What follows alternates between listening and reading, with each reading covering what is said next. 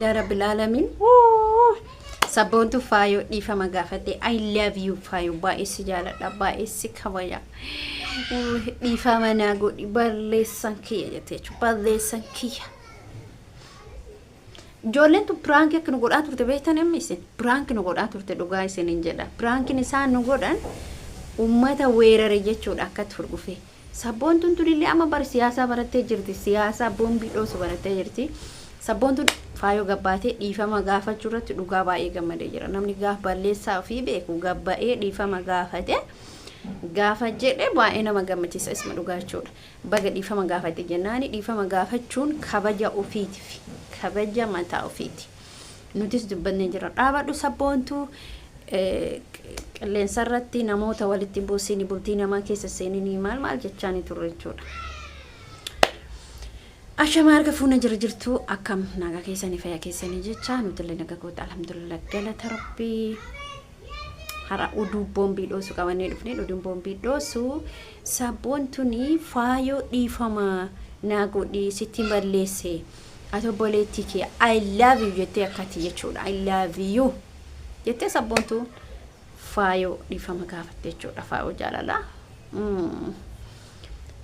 baay'ee nama gammachiisa gobas namni gaafa balleessaa ofii balleessee ka'ee dhiifama nama gaafatu hedduu takka namatti tola sababni isaallee balleessaa ofii san beekee dhiifama nama gaafachuuf namaaf otoo hin taane ofiif kabaja ofiitiif mataa ofiitiif hedduu takka dubbachaa turre ani lakkoofsa sabontuu qabaadhee odoo hin taane qilleensumarraan sabontuu dhaabadhu dhiifama godhi jechaan ture har'ammoo badii isii beeytee balleeffama ofii beeyte jecha ofii haasoo ofii bakka baay'ee bushaa'aa ture waan ta'eef haasofni isiin haasoftee miira biraa keessa galtee hamma waan biraa keessa seenutti kan seente sabontuuni fayyoo amammoo balleessaa san hundumaa dhiistee jecha hundumaa dhiistee fayyoo jaalalaa dhiifama gaafatte sabontuun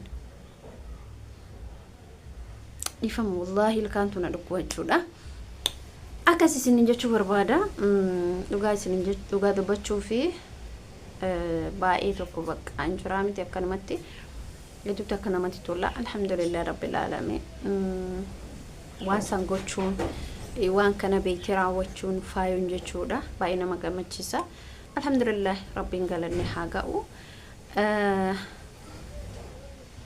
ana ka jedhee dubbadhuun beeku akka jedhee dubbadhuun beeku akka jedhee dubbadhu gammachuun atti dhagamee dubbadha namni gaafa walitti balleessu itaa waa hedduu keessa ba'ee baddaa laga ce'ee dhiifama gaafachuu waan guddaadha ana biratti bakka guddaa qaba namni suni gaafa balleesse ani gaafa ol ka'ee nama tokko arrabsee nama san gabbayee dhiifama gaafa gaafadhu dhiifama gaafa nama san gaafadhu jechuudha baay'ee gammada sababni isaallee isaa balleessaa makiyyaan beeka annugman isinin jedha yeroo nama biyyuma irra guddinaan biyyuma arabaa kanatti kana gaafuma dubartootaan wallollu irra guddaan maal isinitti fakkaata an biyya arabaatti dubartiin gaafa wallollu isinima dhiifaman godhu dubartii takkaatu jira illolti isee dhuma biraan mataa eegale kana jechuudha illolti isiititti akka dhaqee dhiifama isii gaafadhu barbaaddi bakka baay'ee walitti garaa jabaan garuu dubartii suni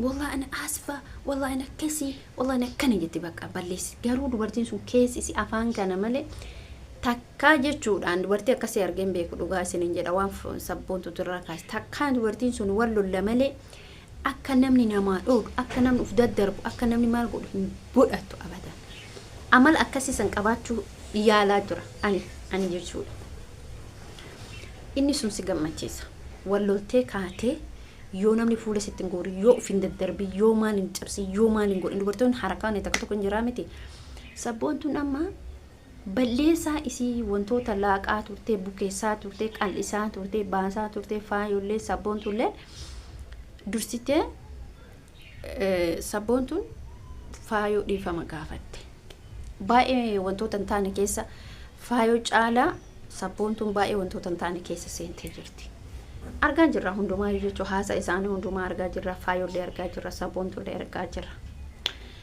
Kuni namni balleessama isaa gaafa balleessee ka'ee dhiifama gaafate baay'ee guddaadha. Ammallee arabdoota biratti ati dhiifama gaafa gaafattu dhiifama gaafa dubartii isaan gaafattu baay'ee bakka jechuun isaan waan guddaa dhiifama jechuun dhuguma dhiifamni waan guddaadha. Dhiifamni balleessitee kaatee dhiifama jechuun wallaahi waan guddaadha. Dhiifama nama gaafachuudha. Nama tokko tokkotti immoo qaanii fakkaata. Keessattuu dhiironni tokko tokko duutee baddee dhiifama seenin jettu. Dhiifama seenin jettu. Dhiirri garaa jabaatu dhiirri ujjaju tokko hin jiru. Dhiironni akkasii nama dhiifama hin jettu jira. Ana taasaba ani wanta kana akkamitti arge fiilmii irratti arge fiilmii hindii tokko irratti arge dhiifama baqaayan jechuun akkas of kaasuun hin jira miti. Dhiironni tokko tokko ammas dhiifama nama kan goonetu jira. Dhiifamni kunuu waa hedduu keessa jira dhiifama kana keessa. Balaa hedduu ka dhufaa jiru gaafa dhiifama gaafatan dhumatee jira jechuudha.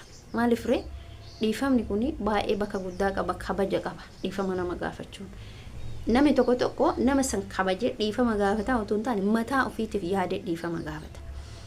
Anamma nama isiniyyoo wallole isiyyoo arrabse hordoftoota makiyya kana isiyyoo arrabse dhiifama gaafa isin gaafadhe ofiif otoo hin taane ofiif of gaafadhe ofiif bakka bu'eetiin aniin tun balleessaa akkanaa qaba aniin tun waa'eedha waan kan namatti balleessee jira nama kana miidhee jira ka jedhurraa kan ka'u dhiifama nama isinuma jechuun chaanaalii yoo isin keessa dhalaalee takka yookiin lama sababa koomantiitiin arabsa dhiifama isinii gochuu qaba. Dhiifama isinillee hordoftoota kiyya isinitti balleesse isinii jechuu qaba. Kuni beekamaadha. Maaliif kabajni abbaa fi ulfinni ati nama ulfeessitu mana kee gaafa namni tokko dhufe yoo mana keessanitti nama sanii wal lolte namni sun si dha'u kaalaa sun si dha'u kabaja nama sanii godhu. Maaliif wiititti saree nama nyaattu jedhama mitiire. Akkasuma namni waan tokko balleessee ka'ee dhiifama gaafa gaafate isuma dhugaa nama jabaadha. Faayoo galltomi sabontuu galltomi jennaani deebiin faayoo maal akka ta'e waliin laalla jechuudha. Maaliif hamma ammaatitti deebiin tokkoon deebine murtee tokkorraa hin geenne isin dhiifama gaafatullee faayoon hamma ammaatti murtee ittiin kennine. Wani jala sarartee hin jiru, wani murteeffattee hin jiru. Kanaaf isin jechuu barbaadeeti. Wannan isin jechuu barbaade kuni salphaadha. Dhiifama wal gaafachuu wanna nama hir'isuu hin qabu, wanna darajaa namarraa buusuu hin qabu, namu wanna garaa isaa keessaa qabu. Abjuun jedhan gaafa abjooftu warri dhugu abjuu fi wanni dhugam warri dhugaatii garagaraa dhugu kuni gaafa sakkaree nama tokko argee nama tokko arrabsu nama beeku san arrabsu waan keessa isaatitti yaadu san keessa isaa duraan jiru san hoqqisee arrabsa jechuudha.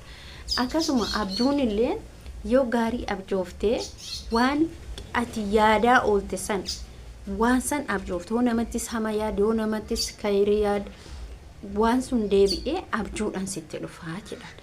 Warroonni sakkaranii nama arrabsan kun illee akkuma duraan yoo aara sitti qabaatanii aara keessa keetisan Senegalee aara keessa keetisan qabaatanii waan keessa jiru isaanii jiru san hoqqisanii baasan.